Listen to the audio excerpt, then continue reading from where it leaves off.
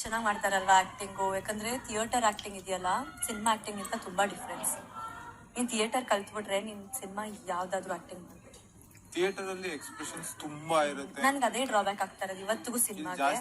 ಏನಕ್ಕಂದ್ರೆ ಕಣ್ಣು ದೊಡ್ದು ಬಿಟ್ಬಿಡ್ತೀನಿ. ನನ್ಗೆ ಥಿಯೇಟರ್ ಅಲ್ಲಿ ಕಣ್ ಬಿಟ್ಟು ಬಿಟ್ಟು ಬಿಟ್ಟು ಇಲ್ಲಿ ನನಗೆ ರೀಟೇಕ್ಸ್ ಹಾಕಿದ್ರೆ ಬರೀ ಅದೊಂದೇ ಕಾರಣಕ್ಕೆ ಕಣ್ ಚಿಕ್ಕ ಮಾಡಿ ಕಣ್ ದೊಡ್ಡ ಮಾಡ್ಬಿಡಿ, ಅದೊಂದೇ ಕಾರಣಕ್ಕೆ ರೀಟೇಕ್ ಆಗುತ್ತೆ. ಹೌದು, ಎಕ್ಸ್ಪ್ರೆಷನ್ಗೆ ಜನಕ್ಕೆ ಅರ್ಥ ಮಾಡಿಸ್ಬೇಕಲ್ವಾ. ಹಿಂದೆ ಎಲ್ಲ ಕೂತಿರ್ತಾರೆ, ನಾವು ಕಣ್ಣು ಅಗ್ಲ ಮಾಡಿದ್ರೇನೆ ಜನಕ್ಕೆ ಗೊತ್ತಾಗೋದು.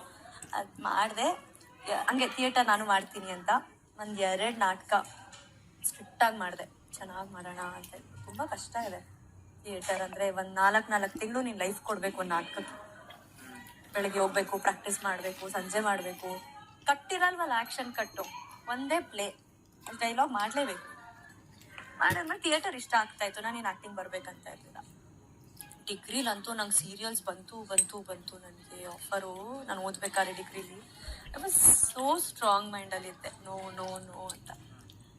MBA ಬಂದೆ. MBA ನಾನು ಫಿಕ್ಸ್ ಆಗಿದ್ದೆ. ನಾನು MBA ಮುಗಿಸ್ಬೇಕು, ಅಬ್ರಾಡ್ಗೆ ಹೋಗ್ಬೇಕು, ನನ್ನ ಲೈಫ್ ಸೆಟ್ಲ್ ಆಗ್ಬೇಕು, ಇಷ್ಟೇ ಇದ್ದೀನಿ ಅಂತ ಹೇಳಿ MBA ಮಾಡಿದಷ್ಟೇ. ನಮ್ಮ ಮನೇಲೂ ಅದೇ ಇದ್ದಿದ್ದು.